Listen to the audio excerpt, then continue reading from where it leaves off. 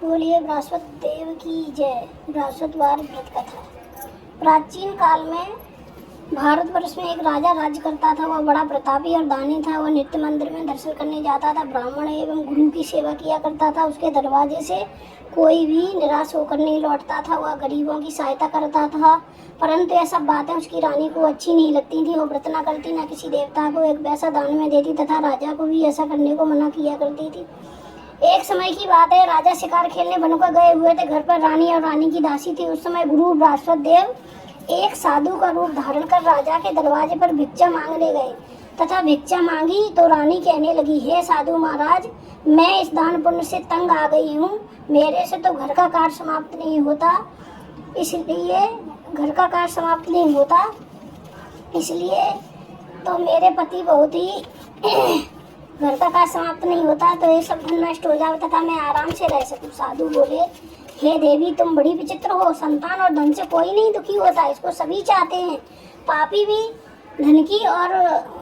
भी पुत्र और धन की इच्छा करता है। अगर आपके पास अधिक धन है तो भूखे मनुष्यों को भोजन करवाओ, प्याऊ लगवाओ, ब्राह्मणों को दान दो, कुआं तालाब बाग बगीचा आदि निर्माण करवाओ, निर्धन के मनुष्यों की कुंवारी कन्या का विवाह करवाओ, धन को अनेक यज्ञादि धर्मों इस प्रकार के कर्मों के करने से तुम्हारा नाम परलोक में सार्थक हो जाएगा एवं स्वर्ग की प्राप्ति होगी। मगर वह रानी खुश न हुई। वह बोली, हे साधु महाराज, मुझे ऐसे धन की भी आवश्यकता नहीं है जिसको और ही मनुष्यों को दान दूं, जिसको रखने उठाने में मेरा सारा समय बर्बाद हो जाए। साधु ने कहा, हे देवी, तुम्हारी ऐसी इच्छा है तो ऐसा ही होगा। मैं तुम्हें बताता हूँ, वैसा ही करना। बृहस्पतिवार के दिन घर को गोबर से लीपना, अपने केशों को धोना, केशों को धोते समय स्नान करना, राजा से कहना हजामत बनवाए, भोजन में मांस मंद्रा खाना, कपड़े धोबी के यहाँ धुल्ले डालना। इस प्रकार 7 बृहस्पतिवार करने से तुम्हारा सब धन नष्ट हो जाएगा। ऐसा कहकर साधु महाराज वहाँ से अंतर ध्यान हो गए। रानी ने साधु कहे अनुसार वैसा ही किया। 3 बृहस्पतिवार बीत पाए थे कि उसका समाप्त धन नष्ट हो गया। अब संसार के भोगों से दुखी रहने लगी। तब वह राजा रानी से कहने लगा, हे रानी, तुम यहाँ पर रहो, मैं परदेश जाता हूँ, दूसरे देश जाता हूँ, क्योंकि यहाँ पर मुझे सभी मनुष्य जानते हैं, इसलिए मैं कोई कार्य नहीं कर सकता। देश चोरी परदेश भीख बराबर है। ऐसा कहकर राजा परदेश चला गया। वहाँ जंगल जाता और लकड़ी काट कर लाता और शहर में बेचता। इस तरह अपने जीवन को व्यतीत करने लगा। इधर राजा के घर रानी और दासी दुखी रहने लगे। किसी दिन भोजन मिल जाता और किसी दिन जल पी कर ही रह जाती। एक समय रानी और दासी को 7 रोज बिना भोजन के व्यतीत हो गए। तो रानी ने अपनी दासी से कहा, हे दासी, देख, यहाँ पास ही नगर में मेरी बहन रहती है, वह बड़ी धनवान है, तो उसके पास जा, वहाँ से 5 शेर भोजन मांग लिया। रानी की आज्ञा मानकर दासी उसकी बहन के पास गई। रानी की बहन उस समय पूजन कर रही थी, क्योंकि उस रोज बृहस्पतिवार था। जब दासी ने रानी की बहन को देखा और उससे बोली, हे रानी, मुझे तुम्हारी बहन ने भेजा है, मेरे लिए 5 शेर भोजन दे दो। इस प्रकार दासी ने अनेक बार कहा, परंतु रानी ने कुछ उत्तर नहीं दिया, क्योंकि वो उस समय बृहस्पतिवार की कथा सुन रही थी। जब तक कथा होती तब तक न उठते न बोलते, इसलिए वो नहीं बोली। दासी को बहुत क्रोध आया, लेकिन बिना कुछ कहे लौटकर अपनी रानी के पास आकर बोली, हे रानी, तुम्हारी बहन तो बहुत ही बड़ी घमंडी है, वह छोटे लोगों से बात भी नहीं करती, इसलिए उसने मेरी बात का कोई उत्तर नहीं दिया। मैं वापस चली आई। रानी बोली, हे दासी, इसमें उसका कोई दोष नहीं है। जब बुरे दिन आते हैं तब कोई सहारा नहीं देता। अच्छे बुरे का आपत्ति काल में ही पता लगता है। अब जो ईश्वर की इच्छा होगी वही होगा, यह हमारे भाग्य के दोष है। इधर उस रानी ने देखा कि मेरी बहन की दासी आई थी, परंतु मैं उससे नहीं बोली। इससे वह सोच कथा और विष्णु भगवान का पूजन समाप्त कर वह अपने बहन के घर गई और बहन से कहने लगी, हे बहन, मैं बृहस्पतिवार का व्रत कर रही थी, तुम्हारी दासी गई, परंतु जब तक कथा होती है तब तक न उठते हैं न बोलते हैं, इसलिए मैं नहीं बोली। कहो दासी क्यों गई? रानी बोली, 5 शेर हमने तुम्हारे पास दासी को 5 शेर भोजन लेने के लिए भेजा था। बहन बोली, देखो बहन, बृहस्पति भगवान सभी की मनोकामना पूर्ण करते हैं, देखो शायद तुम्हारे घर में अनाज रखा हो। इस प्रकार के वचन जब रानी ने सुने तो घर के अंदर गई। वहाँ उसे एक घड़ा बेजर का भरा मिल गया। अब तो रानी और दासी को बहुत खुशी हुई। दासी कहने लगी, हे रानी, जब हमको भोजन नहीं मिलता तो हम रोज ही व्रत करते हैं। अगर इनसे व्रत की विधि और कथा पूछ ली जाए तो इसे हम भी किया करें। तब उस रानी ने अपनी बहन से पूछा, हे बहन, बृहस्पतिवार के व्रत की कथा कैसे है तथा यह व्रत कैसे करना चाहिए? रानी की बहन ने कहा, बृहस्पतिवार के व्रत में चना की दाल मुनक्का से विष्णु भगवान का केले की जड़ में पूजन करे तथा दीपक जलावे और पीले भोजन करे। इससे बृहस्पति भगवान प्रसन्न होते हैं, अन्न पुत्र धन देते हैं, मनोकामना पूर्ण करते हैं। रानी और दासी ने निश्चय किया बृहस्पति देव का पूजन जरूर करेंगे। 7 दिन बाद जब बृहस्पतिवार आया तो उन्होंने व्रत रखा। घुड़सवार में जाकर चना गुड़ बील लाई तथा उसकी दाल से केले की जड़ में विष्णु भगवान का पूजन किया। अब पीला भोजन कहाँ से आए, बेचारी बड़ी दुखी हुई, परंतु उन्होंने व्रत किया था, इस कारण गुरु भगवान प्रसन्न थे। 2 थालों में सुंदर पीला भोजन लेकर आए और दासी को देखकर बोले, हे दासी, यह भोजन तुम्हारे और रानी के लिए है, तुम दोनों खा लेना। दासी भोजन पाकर बड़ी प्रसन्न हुई और रानी से बोली, चलो रानी जी भोजन कर लो। रानी को इस विषय में कुछ पता नहीं था, इसलिए वो दासी से बोली, तू ही भोजन कर, क्योंकि तू हमारे व्रत में हंसी उड़ाती है।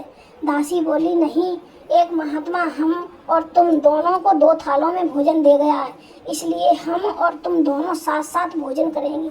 तब रानी और दासी दोनों ने गुरु भगवान को नमस्कार कर भोजन प्रारंभ किया। अब वह प्रत्येक बृहस्पतिवार को व्रत करने लगी, बृहस्पति भगवान की पूजा करने लगी। बृहस्पति भगवान की कृपा से रानी और दासी के पास फिर धन हो गया। रानी फिर उसी प्रकार आलस करने लगी। तब दासी बोली, देखो रानी, पहले तुम्हें धन के रखने में कष्ट होता था, इस कारण सभी धन नष्ट हो गया। अब बड़ी मुसीबतों के बाद हमने यह धन पाया है, इसलिए हमें दान पुण्य करना चाहिए तथा भूखे मनुष्यों को भोजन करवाओ, प्याऊ लगवाओ, ब्राह्मणों को दान दो, कुआं, तालाब, बाग, बगीचा आदि का निर्माण करवाओ, निर्धन के मनुष्यों की कुंवारी कन्या का विवाह करवाओ। धन को शुभ कर्मों में खर्च करो, जिससे तुम्हारे कुल का यश बढ़े तथा सुरक्षा की प्राप्ति हो। तब रानी ने इसी प्रकार कार्यक्रम करने प्रारंभ किए तो उनका यश फैलने लगा। एक दिन रानी और दासी विचार करने लगी, न जाने राजा किस प्रकार से होंगे, उनकी कोई खबर नहीं। उन्होंने गुरु भगवान से प्रार्थना की। भगवान ने रात्रि में राजा से कहा, हे राजा, उठ, तेरी रानी तुझको याद करती है, अपने देश को चलो। राजा प्रातःकाल उठा और विचार करने लगा। स्त्री जात खात पहनने की संगीन होती है, पर भगवान की आज्ञा मानकर वह अपने नगर के लिए चलने को तैयार हुआ। इससे पूर्वक जब राजा परदेश चला गया तो परदेश में दुखी रहने लगा। प्रतिदिन जंगल से लकड़ी बीन कर लाता और उन्हें शहर में बेचता।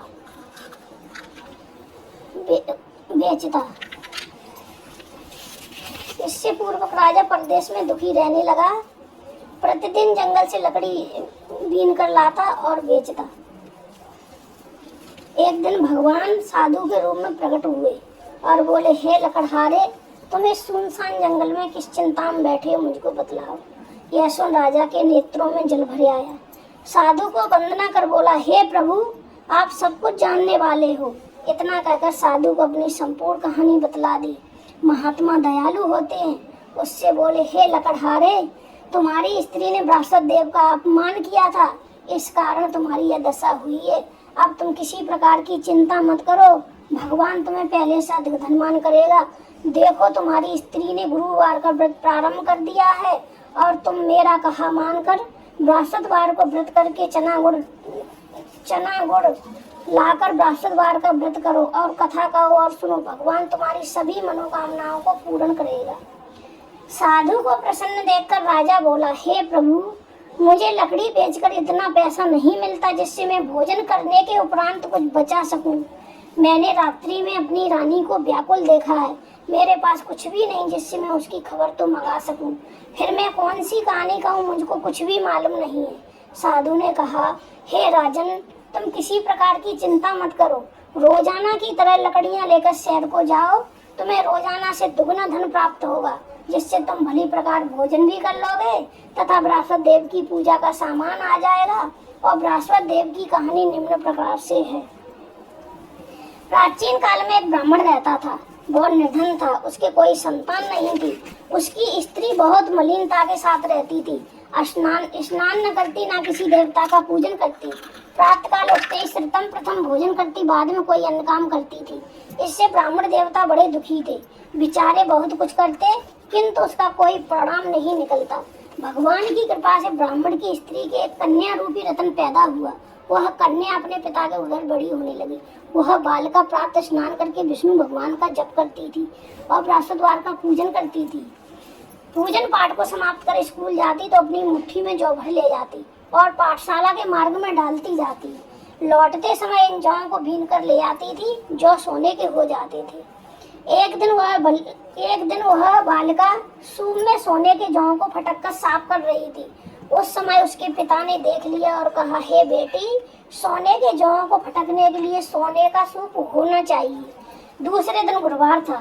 इस कन्या ने व्रत रखा और बृहस्पति देव से प्रार्थना करके कहा, हे प्रभु, मैंने आपकी पूजा सच्चे मन से की हो तो मेरे लिए सोने का सूप दे दो। बृहस्पति देव ने उसकी प्रार्थना स्वीकार कर ली। कन्या रोजाना की तरह जौ फैलाती हुई स्कूल जाने लगी। जब स्कूल से लौटकर जौ बीन रही थी तो उसे सोने का सूप मिला। उसे वह घर ले आई, उससे जौ साफ करने लगी, परंतु उसकी माँ का वही ढंग रहा। एक दिन की बात है, कन्या सोने के सूप में सोने के जौ को फटक कर साफ कर रही थी। उस समय उस शहर का राजपुत्र वहां होकर निकला। इस कन्या के रूप और कायर को देखकर मोहित हो गया तथा अपने घर जाकर भोजन जल त्याग कर उदास होकर लेट गया। जब राजा को इस बात का पता लगा तो अपने मंत्रियों के साथ उसके पास गए और बोले, हे बेटा, तुम्हें किस बात का कष्ट है? किसी ने अपमान किया है अथवा कोई कारण हो तो कहो, मैं वही कार्य करूंगा जिससे तुम्हें प्रसन्नता हो।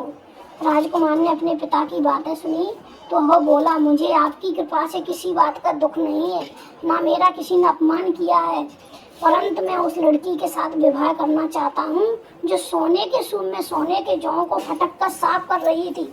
यह सुन राजा आश्चर्य में पड़ गया और बोला, हे बेटा, इस तरह की कन्या का पता तुम ही बताओ, मैं तेरा विवाह उसके साथ अवश्य करवा दूंगा। राजकुमार ने उस लड़की के घर का पता बतलाया। तब मंत्री उस लड़की के घर गए और ब्राह्मण देवता को सभी हाल बतलाया। ब्राह्मण देवता राजकुमार के साथ अपनी कन्या का विवाह करने के लिए तैयार हो गया तथा विधि विधान के अनुसार ब्राह्मण की कन्या का विवाह राजकुमार के साथ हो गया। कन्या के घर से जाते ही पहले की भांति उस ब्राह्मण के घर में गरीबी का निवास हो गया। अब भोजन के लिए अन्न बड़ी मुश्किल से मिलता था। एक दिन दुखी हो ब्राह्मण देवता अपनी पुत्री के पास गए। बेटी ने अपने पिता की दुखी अवस्था देखा तो अपनी माँ का हाल पूछा। तब ब्राह्मण ने सभी हाल कहा। कन्या ने बहुत सा धन देकर अपने पिता की विदा कर दिया। इससे कुछ दिन उसके सुखपूर्वक व्यतीत हुए। कुछ दिन बाद फिर वही हाल हो गया। ब्राह्मण फिर अपनी कन्या के यहाँ गए और सभी हाल कहा। लड़की बोली, हे पिताजी, आप माताजी को लिवा लाओ, मैं उन्हें विधि बता दूंगी जिससे तुम्हारी गरीबी दूर हो जाएगी। वह ब्राह्मण देवता अपनी स्त्री को साथ लेकर पहुंचे तो पुत्री अपनी माँ को समझाने लगी, हे माँ, तुम प्रातःकाल उठकर श्रितम प्रथम स्नान करके विष्णु भगवान का पूजन किया करो, सब दरिद्रता दूर हो जाएगी। परंतु उसकी माँ ने एक भी बात नहीं मानी और प्रातःकाल उठकर अपनी पुत्री के बच्चों की जूठन को उठाकर खा लिया। यह देखकर उसकी पुत्री को बहुत गुस्सा आया। उसने एक रात कोठरी से सभी सामान बाहर निकालकर अपनी माँ को उसमें बंद कर दिया और प्रातःकाल उसमें से निकाला, स्नान करा के पाठ कराया तो उसकी माँ की बुद्धि ठीक हो गई और प्रत्येक बृहस्पतिवार को व्रत रखने लगी। बुद्धि ठीक हो गई, प्रत्येक बृहस्पतिवार को व्रत रखने लगी। इस व्रत के प्रभाव से उसकी माँ भी बहुत ही धनवान तथा पुत्रवती हो गई और वह बृहस्पति जी के प्रभाव से स्वर्ग को प्राप्त हुई तथा ब्राह्मण भी इस लोक के सुख भोग कर स्वर्ग को प्राप्त हुए। इस तरह कहानी कहकर साधु देवता वहां से आलोप हो गए। धीरे धीरे समय व्यतीत होने पर फिर बृहस्पतिवार का दिन आया। राजा जंगल से लकड़ी काटकर शहर में बेचने गया। उसे उस दिन से अधिक पैसा मिला। राजा ने चना गुड़ लाकर बृहस्पतिवार का व्रत किया। उस दिन से उसके सभी कलेश दूर हो गए। परंतु जब दोबारा गुरुवार का दिन आया तो बृहस्पतिवार का व्रत करना भूल गया। इस कारण बृहस्पति भगवान नाराज हो गए। नगर के राजा ने विशाल यज्ञ का आयोजन किया तथा शहर में एक घोषणा करवा दी गई, कोई भी मनुष्य अपने यहाँ भोजन न बनावे, आग न जलावे। समाप्त जनता मेरे यहाँ भोजन करने आए, जो इस यज्ञ को नहीं मानेगा उसके लिए फांसी की सजा दी जाएगी। इस तरह की घोषणा संपूर्ण नगर में करवा दी गई। राजा की आज्ञानुसार शहर के सभी लोग भोजन करने गए, लेकिन लकड़हारा कुछ देर से पहुंचा, इसलिए राजा उसको अपने साथ ले जाकर भोजन करा रहे थे।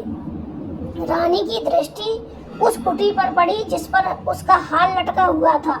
वह वहां दिखाई नहीं दिया। रानी ने निश्चय किया कि मेरा हार इसी मनुष्य ने चुरा लिया है।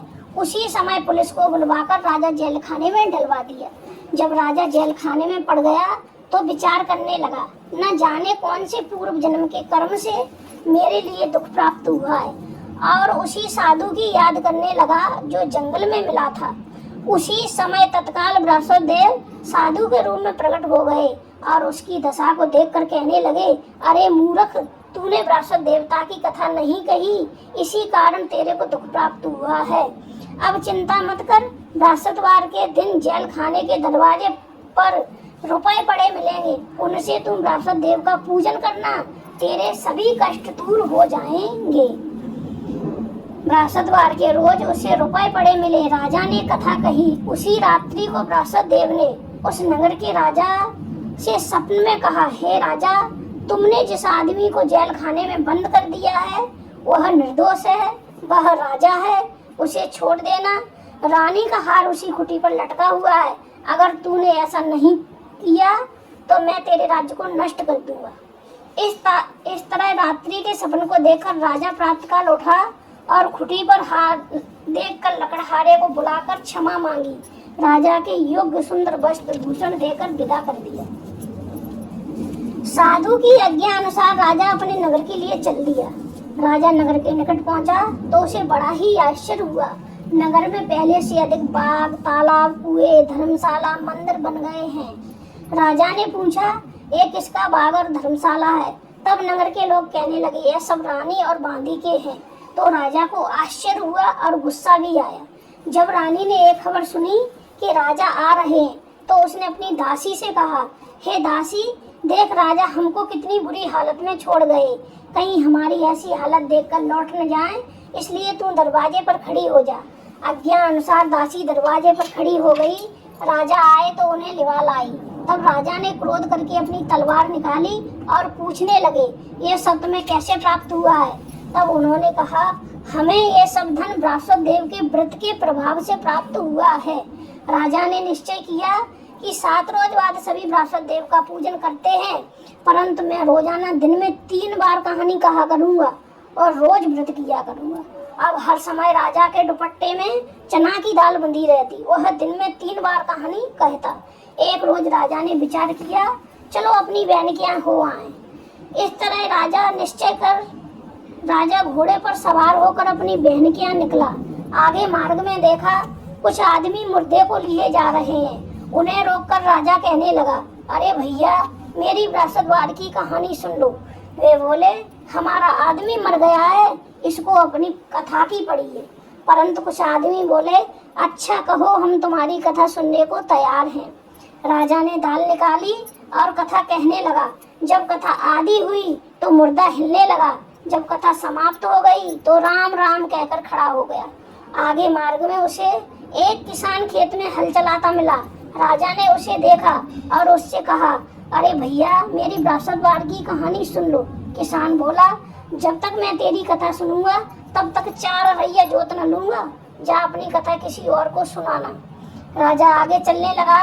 राजा के हटते ही बैल पछाड़ खाकर गिर गए और किसान के पेट में बहुत जोर से दर्द होने लगा। उस समय उसकी माँ रोटी लेकर आई। उसने देखा ये हाल तो अपने बेटे से पूछा। बेटे ने सभी हाल कहा।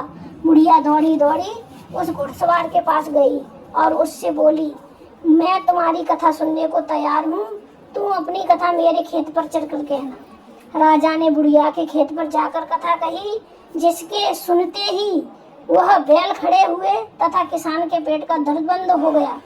राजा अपनी बहन के घर कुशल पूर्वक पहुंच गया। बहन ने भाई की खूब मेहमानी की। दूसरे रोज राजा प्रातःकाल जागा तो देखने लगा सब लोग भोजन कर रहे हैं। राजा ने अपनी बहन से कहा, बहन, ऐसा कोई मनुष्य है जिसने भोजन नहीं किया हो, वह मेरी बृहस्पतिवार की कथा सुन ले।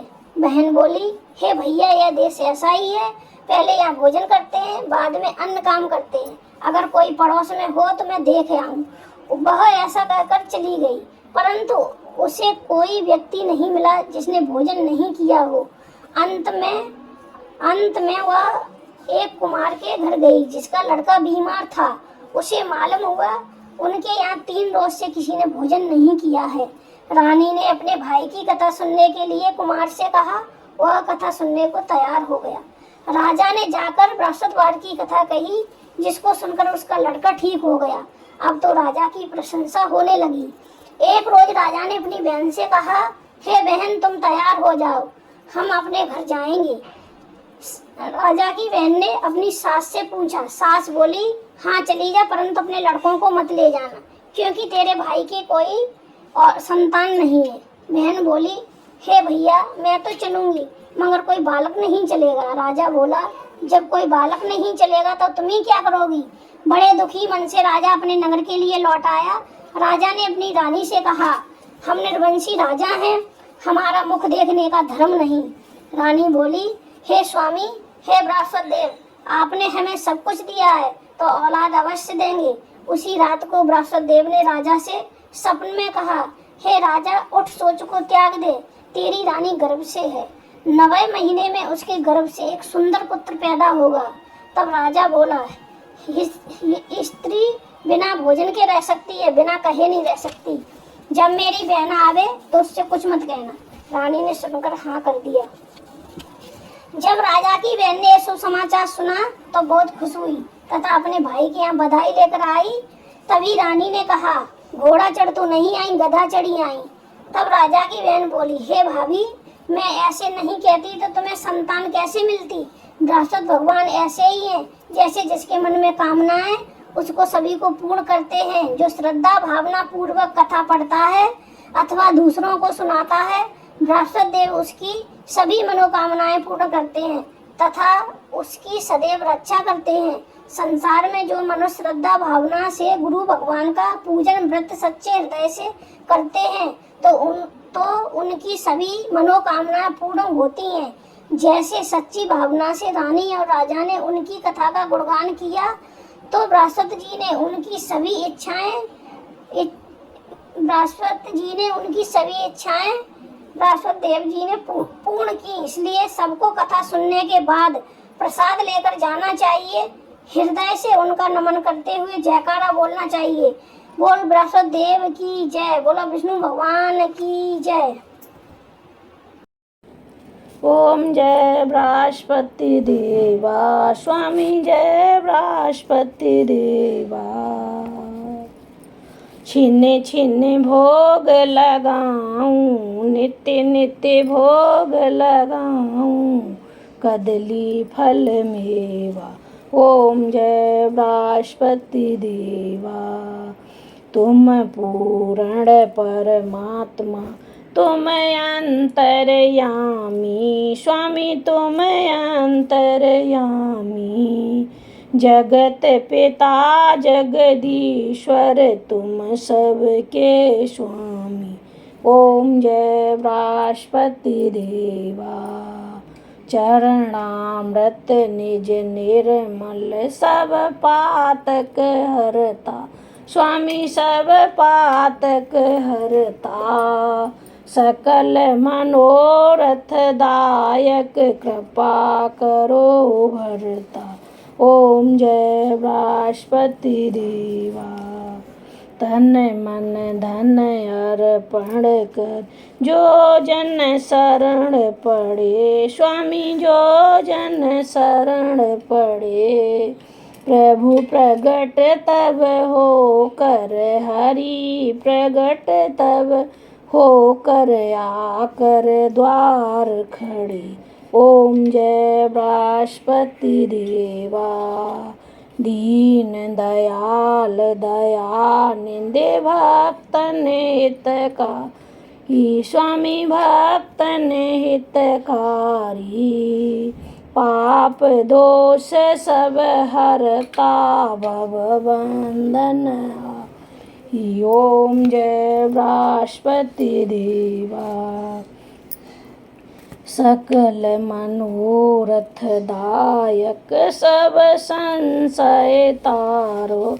स्वामी सब संशय तारो। विषय बेकार मिटाओ संतन सुखकारी। ओम जय बृहस्पति देवा। जो कोई आरती तेरी प्रेम सहित गावे। स्वामी भक्ति सहित गावे। ज्येष्ठानंद आनंद करे सुने हे पावे। ओम जय बृहस्पति देवा। जय बृहस्पति देवा। स्वामी जय बृहस्पति देवा।